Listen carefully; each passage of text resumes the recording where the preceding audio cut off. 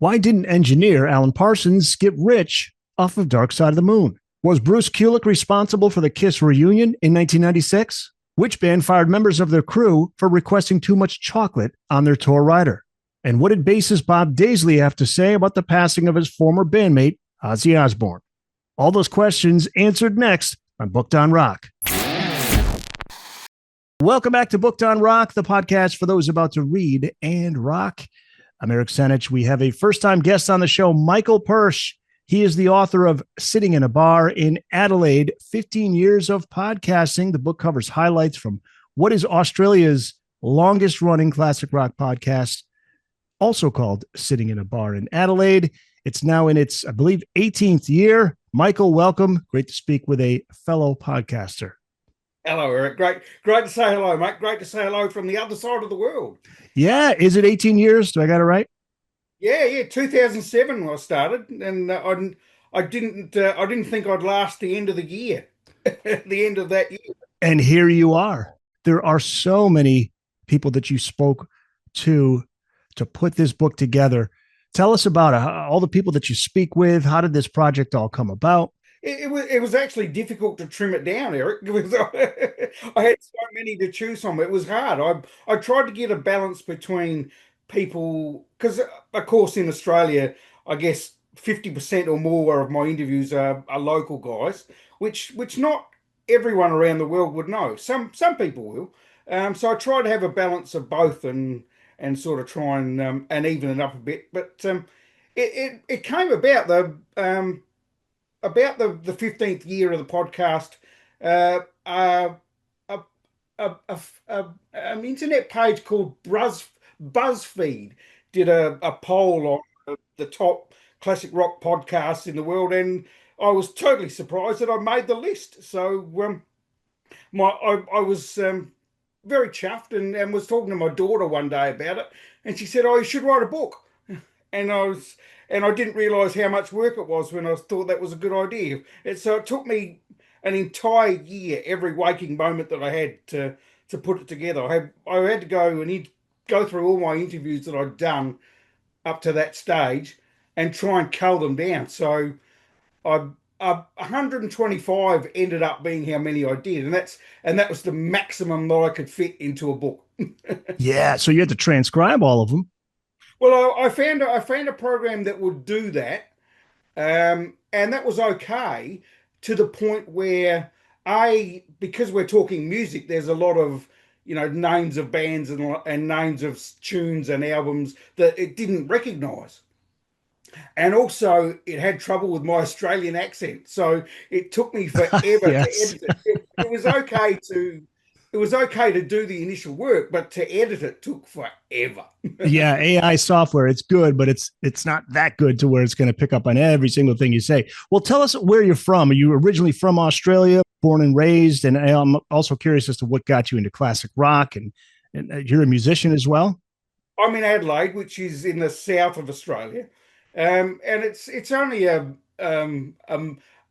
city of about 1 million people. So we're not not the biggest, not one of the big cities in Australia, but it's a rock and roll city. It always has been. Even back in the 60s, a lot of English migrants came to Adelaide, and they were all rock and roll people. So the music industry in Adelaide has always punched beyond its weight in Australia from music. As an example, guys that you might know, Rick Springfield's band in Australia was called the Zoot, and they were from Adelaide back in the 60s. So he was actually from Melbourne, but the initial band came from Adelaide. So I didn't know that. There's a lot of connections of guys that you might know. Bon Scott from AC/DC lived here for a while and ended up actually joining AC/DC in Adelaide. They came through Adelaide in 1974, and they were ready to change singers. And Bon Scott was their roadie, was a local roadie. So he ended up getting up on stage with them at a club after they played their gig, and the rest is history. You're a musician yourself? I'm a drummer, yes. So people would argue that I'm not a musician, but yeah. But you have a love of music. When did music get into your blood? What was the first time you fell in love with music?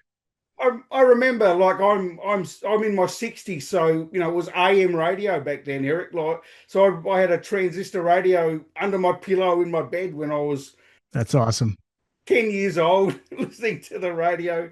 And yeah, it just took over and over and over. And yeah, I guess when I was a teenager, it's weird that I think most of us in our teenage years, the music that we liked or heard stays with us, and that classic rock for me from the 70s and going back has just stayed with me, and luckily there's still plenty around, and although it's sad, a lot of the guys that I loved when I was a teenager are getting to that age where they're passing away, but there's still plenty of guys holding the flag, and I see you've got a Van Halen flag in the back there. Classic, great example of those guys took it to another level in the 80s and beyond, and inspired a lot more bands that are still making great music now. So it just hopefully goes on forever. Did you have anybody that inspired your interviewing style? Because you do make people feel comfortable. You can tell when you're talking to these artists, these musicians, it's like a conversation between two friends. It's almost as if you knew them for a long time. So I'm curious if you grew up listening to anybody or on television that you emulated.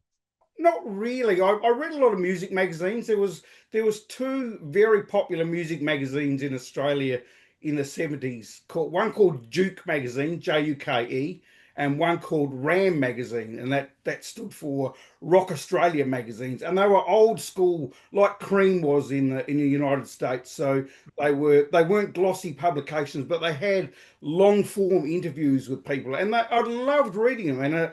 And a lot of the interviews they did were with guys from the UK or the United States that we didn't hear on the radio. So, as an example, Blue Oyster Cult and bands like that did not get played here, but still had interviews in those magazines that I learnt about. So, I think I loved all that back then. And yeah, there were guys on the radio, but there was no real long form music interview stuff around back then.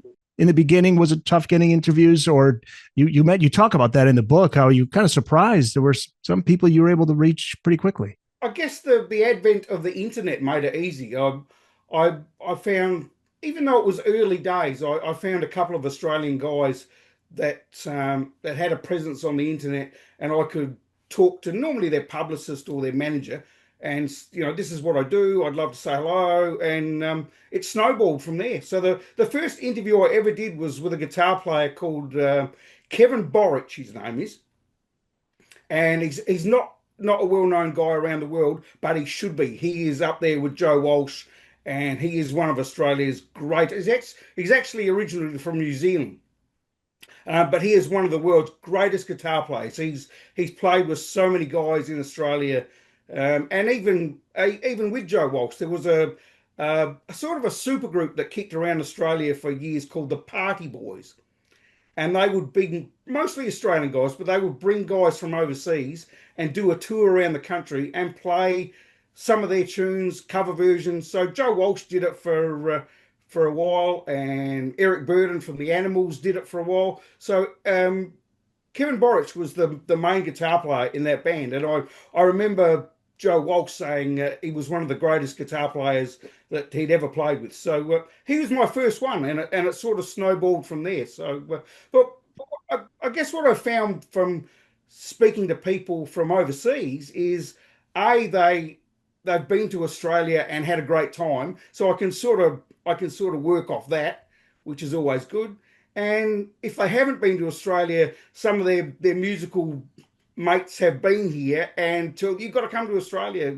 We love rock and roll. We look after the guys that come and see us. So that works very well for me. But I guess the other thing is I'm interested in their music. I don't care who their girlfriend is this week. I don't care, if they're whatever they did in the past with whatever substances. I'm not interested.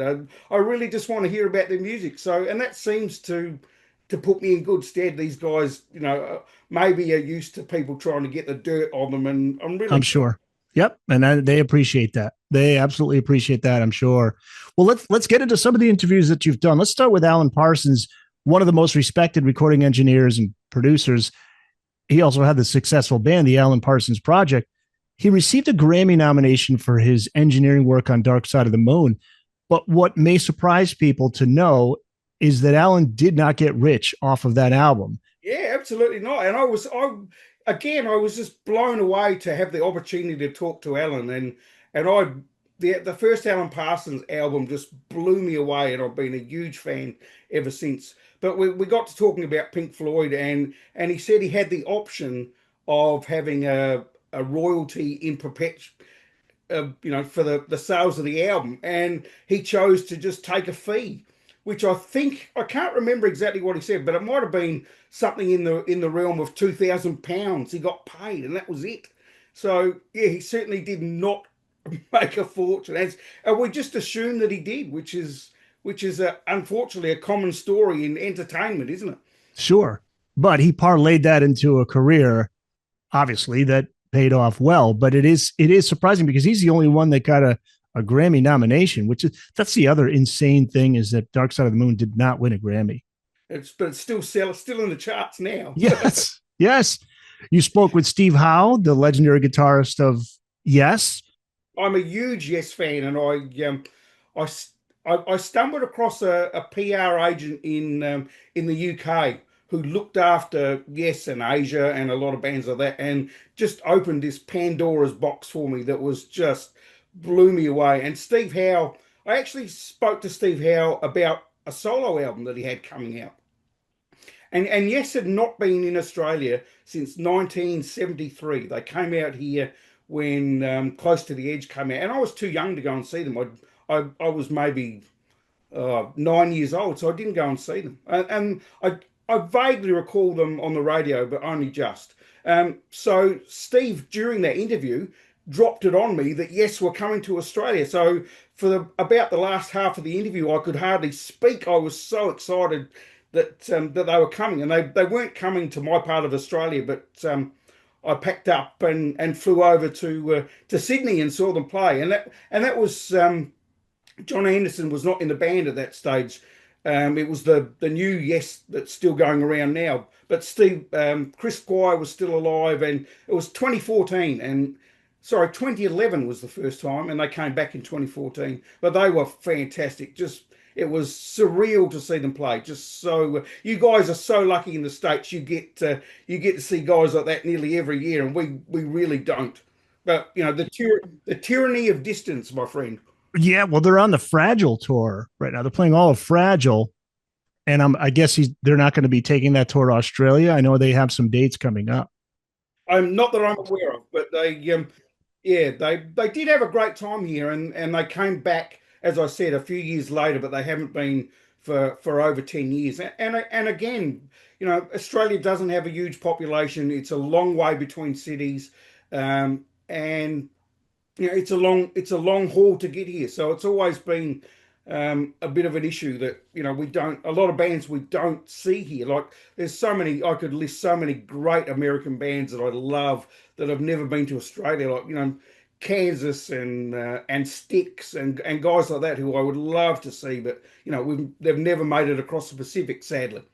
Well, you had a friend of the podcast, Tim Derling, on recently to talk about the books he's written. One of them is Kansas.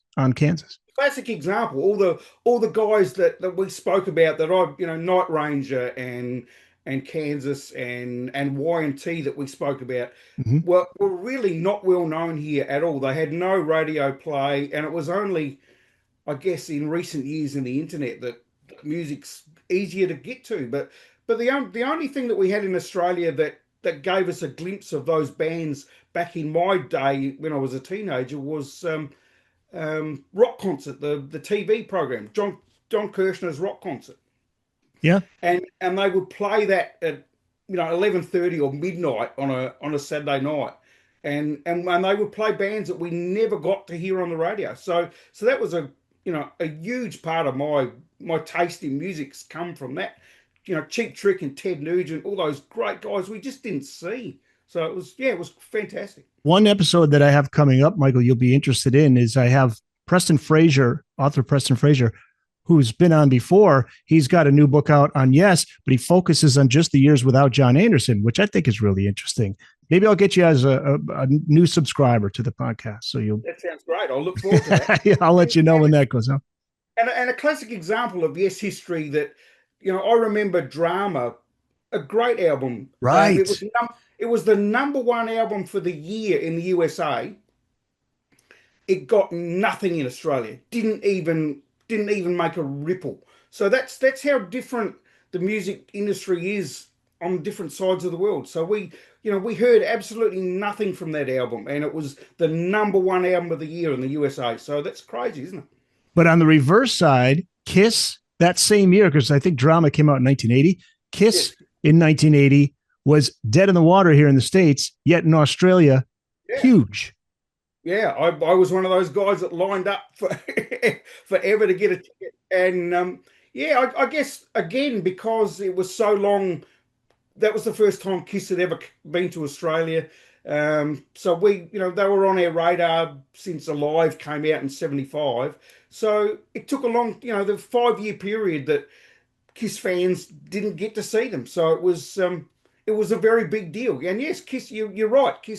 Kiss's favour had fallen out in the US, and maybe not so much in Europe, but also that I guess that worked in our favour, that it was an opportunity to take them somewhere else in the world that they were still going to make some money. Well, let me ask you this: did you know that Ace Frehley was not the band when you were getting the ticket for that show? Because it wasn't publicized all that much, was it? Not that I recall. No, Peter Criss had left. Peter Criss, Vinnie Vincent was there, I believe, when you had gone to see them, but maybe not, because they had Peter out first, and then Ace was on the cover of Creatures of the Night. He didn't play on that album, and then Vinnie Vincent was on the tour. I think it's just on the edge of that time, because Unmasked was quite popular here in Australia at the time, and Ace played on that, didn't he? He did, and he was on that tour. It may have actually even been the last time he came with in that period of the band. But the guys have been back so many times since, and that's a great example. Once Kiss came to Australia and realised they had such a huge fan base here, and still today they've come back regularly ever since. And Ace has played in clubs here in Australia. Gene's done some solo gigs here. Like Ace Frehley's solo band just. Well, I saw them in a club here a few years ago, and my hearing still hasn't recovered, but they were sensational. Yeah. Well, speaking of Kiss, let's stay on that topic, because you did have Bruce Kulick on your show, and Bruce Kulick was the guitarist of Kiss throughout most of the 80s into the 90s. And one of the interesting things that he talked about with you was regarding the MTV Unplugged show in 1996. And you asked him about that, because it led to the reunion with the original four guys. You asked Bruce about the story that was out there, that was Bruce who suggested Ace and Peter be part of that show. Do you remember what his response was? Yes, and then it sort of came back to bite him, didn't it? It was so successful, and it snowballed into the reunion, and Eric and Bruce sort of got pushed to the side, which I think he was very upset about at the time, but I think in hindsight, I guess the passage of time, he's learnt to live. I guess it always had to happen, but it was. I think it was really his doing that made it happen. But I guess he didn't know that the MTV thing would be such a huge sensation that everyone loved to see those guys back on stage. So I think he told you, hey, wouldn't it be cool to have Ace up there? And then I think maybe it was Eric Singer who was like, hey, if we're going to have Ace, let's have Peter come in. It was something very innocent enough. It wasn't like there was any grand plan. It wasn't like Paul and Gene were thinking of anything. They just figured, okay, let's try it. And then they saw the reaction that it got. And then, of course, the reunion. Now, let's talk about David Lee Roth. As you know, you saw behind me, the banner, the Van Halen banner. So I'm a huge Dave fan, and you had Stevie Vai on your show, and Stevie was on those first two solo albums from Dave. Amazing guitarist. Also in a band called Alcatraz, and here's a small world story. Their bassist, Gary Shea, had him on the show here. Grew up right here in my hometown of Southington, Connecticut, like right down the road. But you asked Stevie about his first gig with Alcatraz. Ingve was in the band, and everybody loved Ingve, and everyone. I think from memory, I think the gig was in San Francisco, and everyone the auditorium was full, and everyone was chanting Ingve, and Steve Vai comes out on the stage, and from what Steve said, the audience just went quiet. Who is this guy? And as soon as he started to play, oh wow. Yeah, he's on that one album. Is it Disturbing the Peace? He I might think have so. been on. Yeah, that's a great album. Absolutely. And Steve is one of those guys that I thought there's no way Steve Vai is going to talk to me. Like no, and I made an approach to his PR people, and I've spoken to him 3 times since. He is the loveliest guy, and he's such an easy person to interview. He loves to chat, and he loves to talk about music and guitars and guitarists that he's met around the. He's just a lovely, lovely fella. So He's not a mudslinger. He never says anything bad about anybody. He's always got great things to say. he discovered a young lady here in Adelaide when he was here, and she was at the time she was 14 years old, and her name was Orianthe. Oh, yes. She's recently, in recent years, come to live in the States. Her partner is Richie Sambora, Hmm. and they record together. And she is a killer guitar player. Just he came across her, as I said, 14-year-old girl here in Adelaide playing on her own. She jumped up on the stage, supporting him with a backing track and just her. And as you can imagine, the room was full of every musician in Adelaide, and everyone's jaw hit the floor. She was just blew everyone away. So yeah, amazing, amazing girl, and we're very chuffed to see what a great career she's had since. You talked with legendary drummer Carmine Appice, Vanilla Fudge, Cactus, Beck Bogart and Appice, Rod Stewart, King Cobra. He played with Ozzy for a bit. What a resume. The one thing that would be missing from drummers who would come after guys like Carmine is that certain swing, and that's because Carmine grew up in an era, like he talked to you about, where there weren't rock drummers. It was jazz drummers. It was Gene Krupa. It was Buddy Rich, guys like that. He shared his thoughts on that with you, right? Yeah, absolutely. And if it all comes back from those two guys. When you go and watch those two guys on YouTube and watch Buddy Rich and those guys play, they are just unbelievable players. And every rock drummer owes so much to those guys. But Carmine again was, to my mind, just this rock star god. And to talk to him would just blew me away. I first saw him play.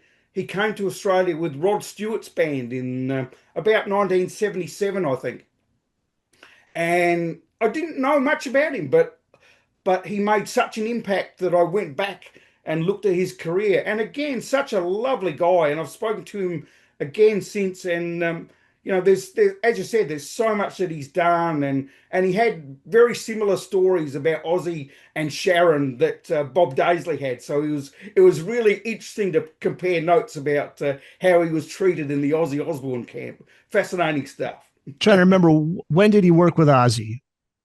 I think in the early 80s, maybe 83-ish, 84. Okay. Because he did a tour of the States, and whoever was sponsoring him, drum kit wise, I can't remember who it was, wanted him to do clinics as those guys do. And apparently Sharon got a nose out of joint and wouldn't even let him do that. Like, it's just crazy. Like, yeah, so just so controlling on the guys that people he added to the show. Like, what better is it to come and see these guys? As much as we love Ozzy, he always had such great players. You go to see them as well, don't you? Legendary Jethro Tull frontman Ian Anderson was on your show. What did he have to say about revisiting the past material? Because he tours with Tull, he tours solo, and he's smart enough to know which audiences want what, depending on where he's playing, right?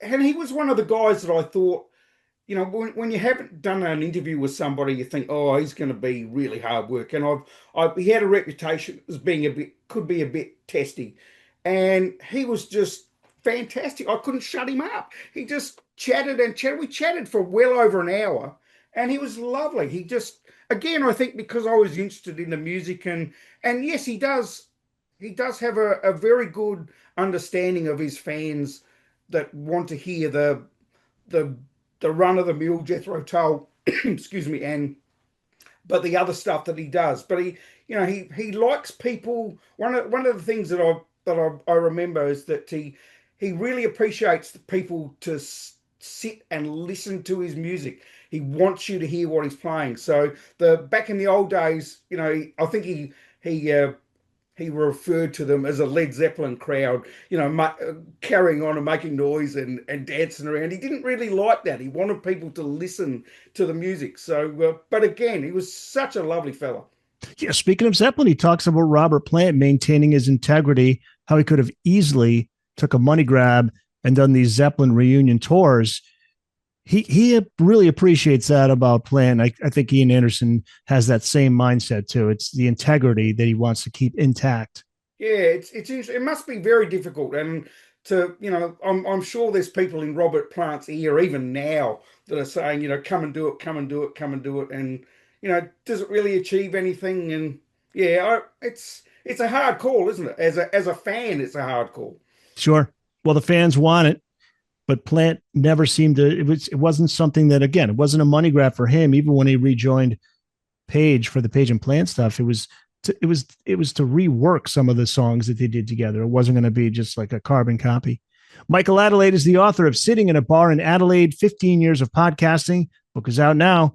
One of the artists you interviewed who has sadly passed was Greg Kihn, famous for his hits in the 80s, Jeopardy, the breakup song. Greg talks about Joe Satriani being in his band. Joe Satriani, I didn't even realize was in his band at one point. When was that? Back in the early days of the Greg Kihn band. Yeah, and Joe Satriani was the rhythm guitarist. Like, how crazy is that? Crazy. Yeah, absolutely. And Greg Kihn, again, a lovely, lovely fella. And, again, what was planned for maybe a 15 to 20-minute interview went for an hour and a half. He's just such a lovely fella. And that's, I guess, one of the things that make the book a bit more important for me is so many guys like Greg that I've spoken to have gone and not here anymore. So it makes it a bit special that I got to talk to those guys. And yeah, and he discovered Joe, and just that they were playing clubs in, I think, San Francisco back then, and Joe just went on to be this phenomenal guitar wizard. So it's amazing when you see how guys like that started off. But Steve Vai was similar. He was playing rhythm guitar with Frank Zappa back in and yeah, look what he's doing now. He's taken it to a level that we didn't even think that you could take a guitar to that level. So yeah, amazing. In 2018, you interviewed John Waite, who sang with the Babies, had a huge solo hit single with Missing You, later fronted the band Bad English with members of Journey. Going back to that single, Missing You, he did something really interesting with that song with Alison Krauss. Yeah, he did, and to take such a well-known tune that people knew across the world, and to remake it into a country, in inverted commas, tune. What a great job they did. And Alison Krauss has done that, as you mentioned, Robert Plant before. She's and she's brought her music to someone like me. She would not be on my radar. But she's crossed over to guys like me that are rock fans, and I'm an Alison Krauss fan. I've really gone and looked at what she does. So it's a great thing. One of the great things that John spoke about back in the early mid '80s, there was satellites were a new thing, and satellite television, and they would beam interviews into clubs. So, and they did one with Bad English here in Adelaide, and I remember watching it. It was on. They played it on television as well. But I remember asking him about that, and he said they'd come off a gig, and they were, whatever substances they were on, they were totally off their trolleys when they did that interview. So he could remember it. So I thought that was really fun. Yeah, he's had an amazing career too. I just saw him out on the road. I think this summer I saw him on YouTube playing some shows. I believe it was this past summer. So he's still going. The Babies were booked to come here late last year, and the tour got cancelled. I would love to have seen them. To my knowledge, they've never been to Australia. So and the first two Babies albums were huge here. So I would have loved to have seen them. So fingers crossed, maybe down the track they'll come back and see us. Fee Waybill, the frontman of the Tubes. He was on your show in 2012. The Tubes known for their elaborate stage shows, and he told you about how the band would spare no expenses to get the best stage show there was, but there was an escalating list of expenses on their riders, much of it spent on chocolate. Yeah, and what a crazy story that they just did weird things like their tour expenses were just nuts. Yeah, yeah, Dancers, right? It was the dancers that were yes, requesting chocolate. but again, he was a guy that I never thought I'd get to interview, and the interview went for so long. I think it was a 3 hour episode of the program that, and again, Wow. the guys have never played in Australia. The Tubes have never been here. If I win Lotto and can afford to bring them to Australia, I would love to have them play. Fee did a promotional tour out here when Completion Backward came out, just a chat tour. But the band has never played here. I'd love to see them. So Why is it that so few bands tour there? Not a I lot of radio airplay. I, I think a lot of the mid-level bands like I said, I guess they're a lot bigger in the States. Styx and Kansas and the Tubes can fill a big hall in the United States, but they would be playing in sort of 2,000 seaters here. So the financial risk for a promoter to bring them out is has always been a bit of a challenge. There's some guys in New Zealand called Greenstone Entertainment that in New Zealand in January they have two public holiday weekends in a row, and they do three big outdoor concerts there every year in those 2 weekends, and they bring bands out to New Zealand that have never come to Australia. As an example, REO Speedwagon have done it, and so they're clever enough to bring those guys out because people want to see them. Occasionally, there's an Australian promoter that will grab them and bring them to Sydney and Melbourne for one or two gigs. Lynyrd Skynyrd is an example. They've never really toured Australia, but did two gigs on the back of this. So I don't think Australian promoters are really that adventurous either, which is really frustrating. So yeah, but again, these guys are getting older, and it's I guess it's harder for them to they can go to Europe and not have to travel so much, and they know they're going to make money, and so it's difficult. Well, that's more of a factor even nowadays as opposed to Yeah. the old days. You did have John Anderson on your show, John Anderson of Yes, and you brought up an album that some may not know of that you're a big fan of called Sun Hillo, The Alliance with Sun Hilo was his first solo album. 1976. And I don't really know if people appreciate what a great musician John Anderson is. He's known for his voice but he played every instrument on that album, and he came when he was, well, I'm not sure if he to say he was kicked out of Yes, but when all that happened, he actually toured around the world on his own solo and came and played in a club here on his own, and he blew me away. He played every Yes tune you could ever want to hear just with him. And so, that album is a great example of what a fine musician he is, as well as a great singer. So we don't, sometimes when guys like that are in bands where the other musicians are um, so great and sort of take over, that you don't really appreciate. And then he wrote a lot of those tunes. So yeah, again, a great, lovely fella, lovely to talk to. I've had him on the show multiple times. He's lovely. And you talk about high praise. He said Van Morrison gave him a nice comment about that album. Yes, and you wouldn't even expect those guys to be in similar to move in similar circles, would you? Yeah. Yeah. Colin Hay of Men at Work. You talked to him just a year after the death of his bandmate Greg Ham, a very sad story. First, can you talk about what happened with Greg as far as the copyright lawsuit for those who may not be aware of that, how that affected him? And then following up with that, what did Colin have to say about that and Greg? And I see Colin has got Men at Work back touring around the states at the moment with Toto and Christopher Cross. How cool is that? I'm so happy that he's out there and doing that. He's a great guy.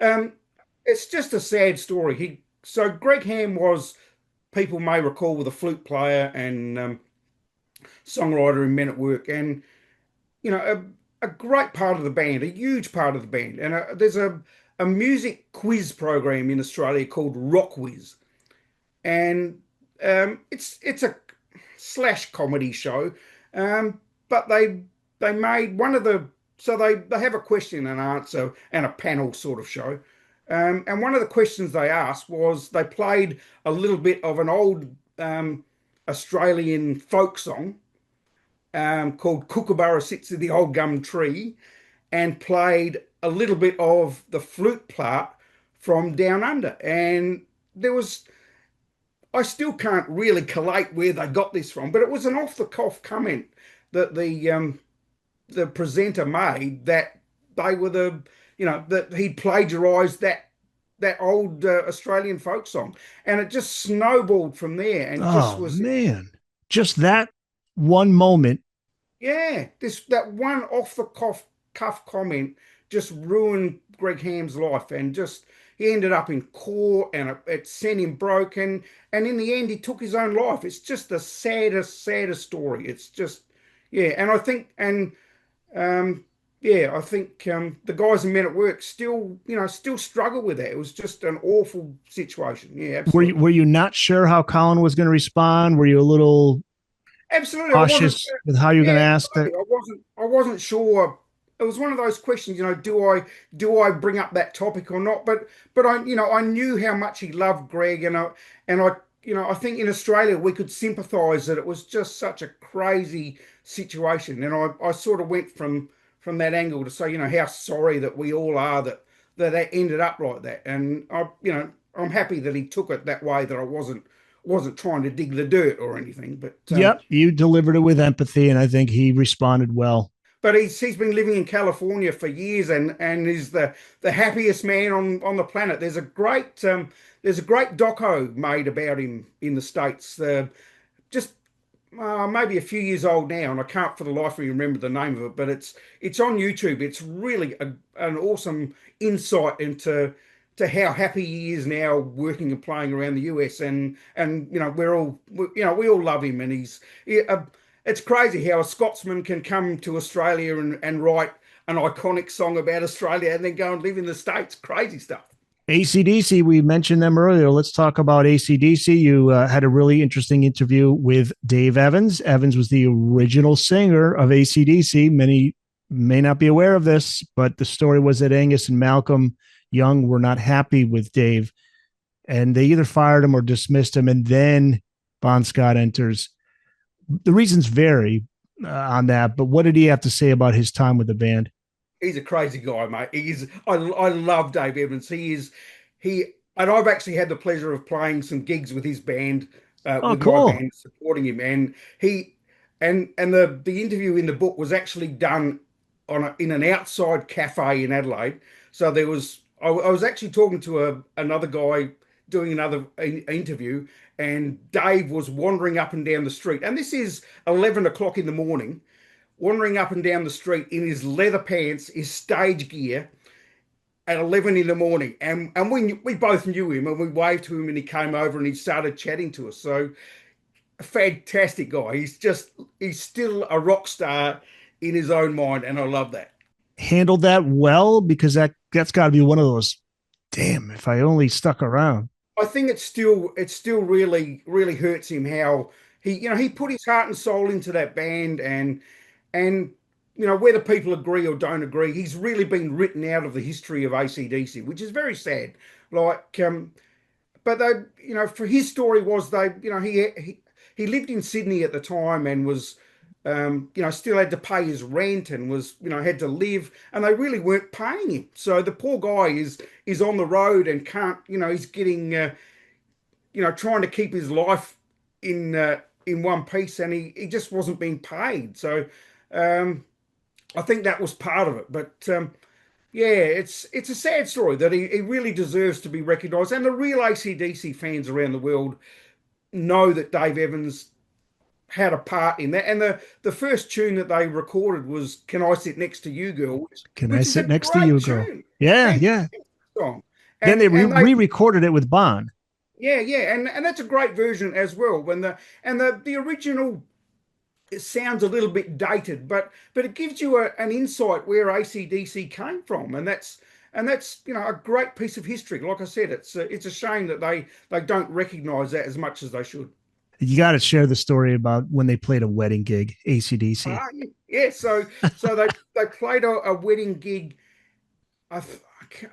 So a friend of theirs lent them their PA, or I think he was lending them their PA system, and he said, "Oh, would you play at a wedding?" And they said, "Oh," and Dave said, "No, they were starting to get popular and getting paid a reasonable amount of money to play."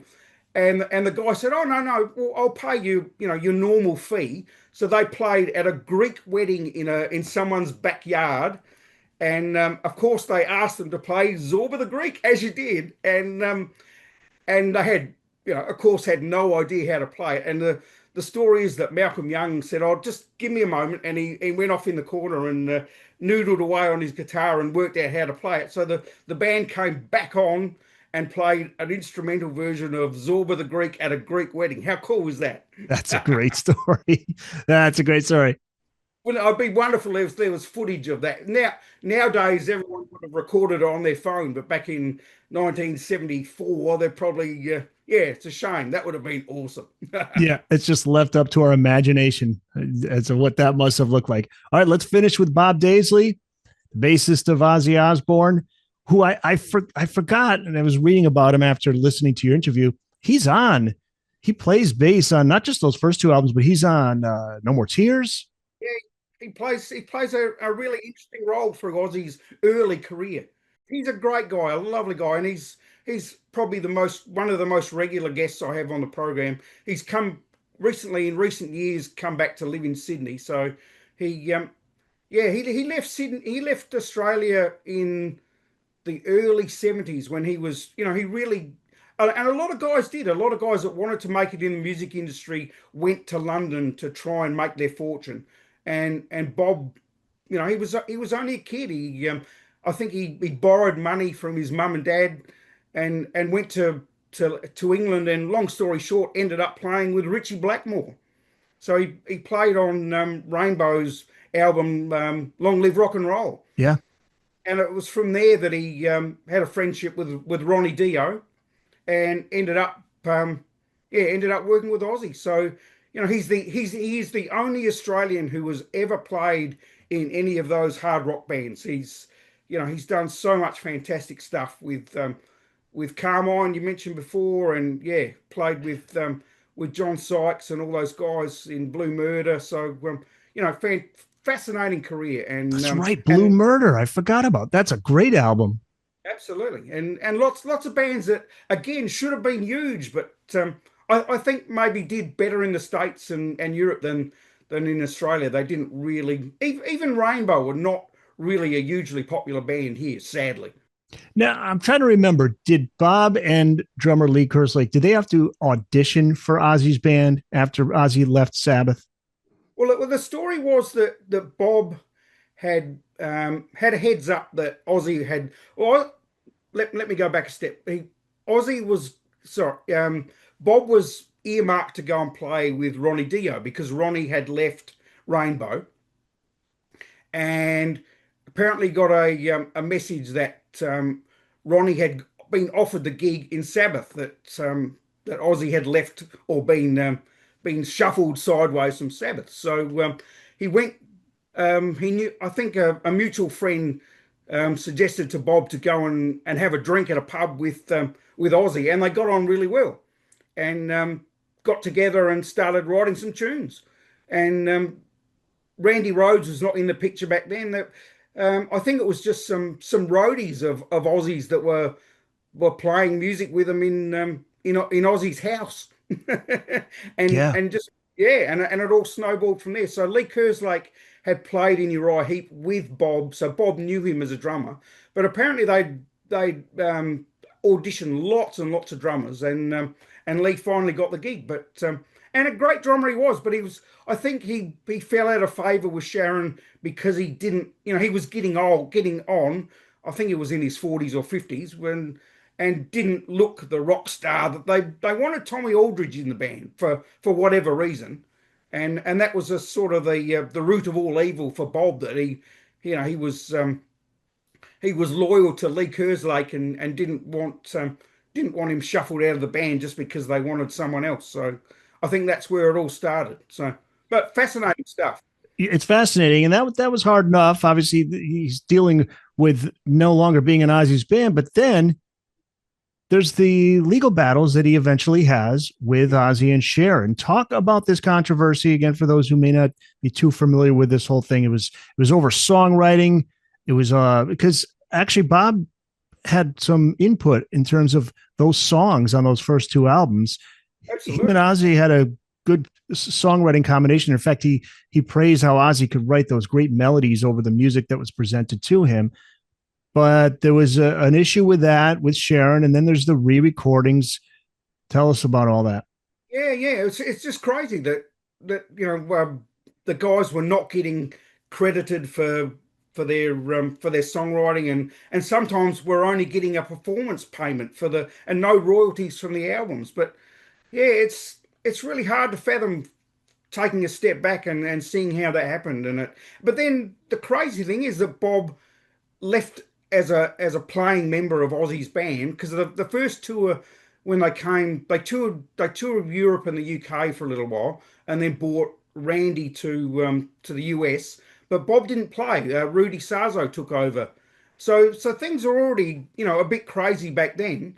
But then Bob had gone back in subsequent albums and done more songwriting. So he did really love Ozzy. Like they got on very well and they worked well together. But I don't want to throw mud at Sharon, but I think the business side of it just soured it all, which is again really sad because they made great music together. Those first Ozzy albums still stand up as the greatest things he's made. So Oh my God, yeah. Now, did the re-recordings lead to the legal battles? I think that was part of it. Yeah, and again, why would I can't When fathom was why that, by the way, Michael? When did they? I forget when the re-recordings were. Is that late '80s? later on in the 80s. Yeah. It was. And again, I don't understand why they went down that path. Why? Yeah, Yeah, and again, Tommy Aldridge, great drummer, and I haven't had the pleasure of speaking to him, but I think he's a great guy. But I don't understand why Sharon was so adamant to bring him into the band. But politics, and because her father was Don Arden, so he was known from Jet Records back in those days as a very very hard businessman. You didn't muck around with him. There's stories of him threatening to throw people out of his office window. So I think he was a very nice guy. yeah. So she just was just kind of taking a shot at those two guys, like removing them from those albums was her way of getting him. Just I don't understand. It was. That she ever said why she did it? Not that I'm aware of. No. I think it was, I'm really not sure whether it's to cut those guys out of the royalty stream I'm not sure if they were getting any royalties back then. But you do see bands do crazy things like that, and I'm really not sure what that achieves. But Well, there was the Van Halen story when they had the falling out with Michael Anthony and Wolfgang was in the band on their official website. On the album covers that they displayed of all the Van Halen albums, they replaced Michael Anthony on that first album. The first album cover where you see all four guys. They put Wolfgang on there. yes, and it's just And Van Halen fans were not happy about that. no, and I don't. Again, I don't understand the logic between doing that. It's a piece of history. It's the band's history. Leave it be. Like what does that achieve? So tell me about when Ozzy passed away. I would imagine Bob was the first guy you thought of. Yeah, and sadly, the last few times that I've had him on the program have been similar situations. That He played with Gary Moore. He played with Ronnie Dio, as I've mentioned before. So we've done a program together on those guys, mainly because he is the only Aussie that played with those guys. But then, yeah, when Ozzy passed away, there was not anything around. All the media around the world didn't really mention the guys that helped Ozzy get there in his solo career. Little, Randy Rhoads had a little bit of a mention, but and I wrote a note to Bob and said, I wish there was someone would mention, how great Ozzy's first band was and how you set the path for his career, and he'd written. Bob had actually written an article for a national newspaper called The Australian. It's, I guess, similar to, is it USA Today is the national newspaper? Similar to that. And he'd written a great article on how, what they did in their early days, and how much he loved Ozzy, and what they did together. So I was really happy to see that, and I think that started to go out around the world a bit. And so, it was still only about a week after Ozzy's passing that we had a chat, and yeah, Bob was very, very emotional about that. As I said, they were really good friends. I think even all the water under the bridge that happened business wise and money wise didn't really affect their friendship. I think they still had that similar sense of humor. I think in their younger days they were pretty crazy guys. So That was great to hear. Great to, yeah, there were many things that I really was interested in when I listened to that last interview you did with him, where he's talking about, he reminded everybody, don't forget that wasn't Ozzy Osbourne's solo project. That was called Blizzard of Oz. The band was called Blizzard of Oz. yeah, and isn't that a great story? How that just changed, and Bob wasn't aware that had changed until the album came out.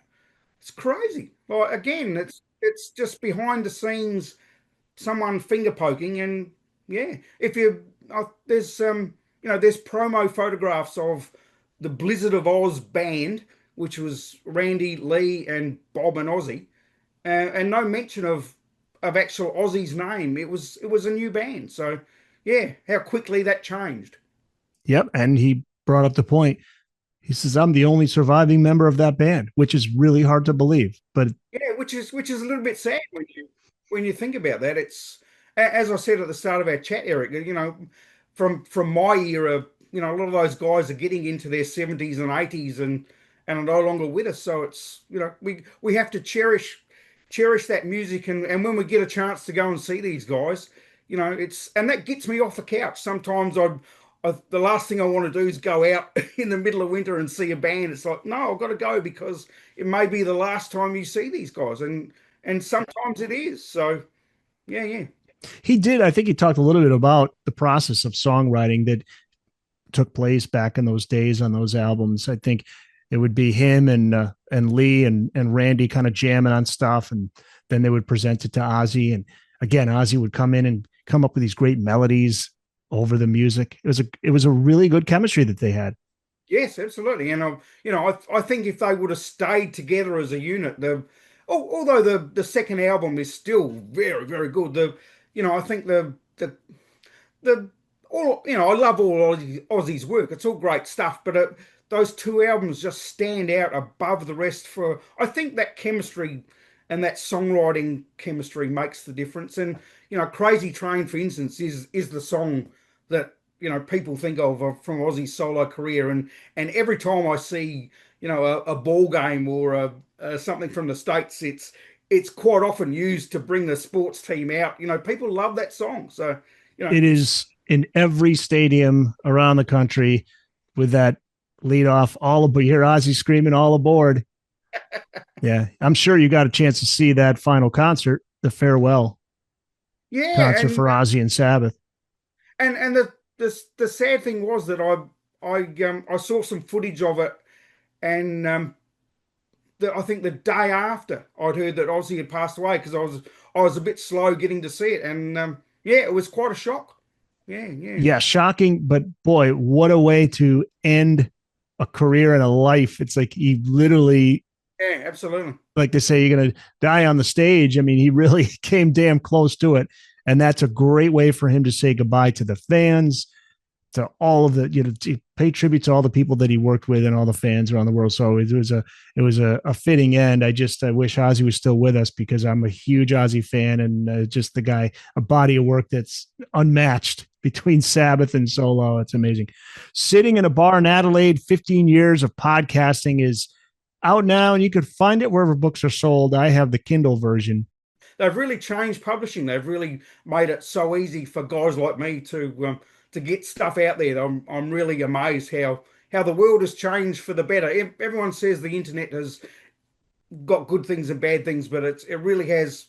Podcasting and publishing is just changed the world. It's I agree. That's why we're sitting here right now, and I'm speaking to you from the U.S. and you're out there in Australia, and we're talking rock and roll, man. It's great. And where can people find you, Michael? Tell us about where people can listen to the show, any websites, social media. Yeah, and anywhere that you grab your podcast from, just put in "Sitting in a Bar in Adelaide." So, and I don't have a lot of my historical stuff up because one of the things I'm passionate about is keeping independent. I could get sponsors and I could do it, another way and make money out of it. But I want to be able to do how I do it, and I want to talk to people I want to talk to. I don't want to be told what to do, and so it makes there's a not always so much stuff out there, but No, I hear you. Creative control. You got control over everything. You don't have to that's anybody. important to me. I like to be able to, I don't like to be told, you only have a half an hour, or, you can't talk to this person or that person. Well, that's important to me. And that's what I love about podcasting. It does give you that freedom and my program is on terrestrial radio here in Australia. So I cut, I can sort of work that as well. And that can sort of do both. So that's, I'm really chuffed that I'll get to do that. Michael Adelaide, thank you so much for coming on. Thank you, Eric. Great to talk to you, mate. Pleasure. Absolute pleasure.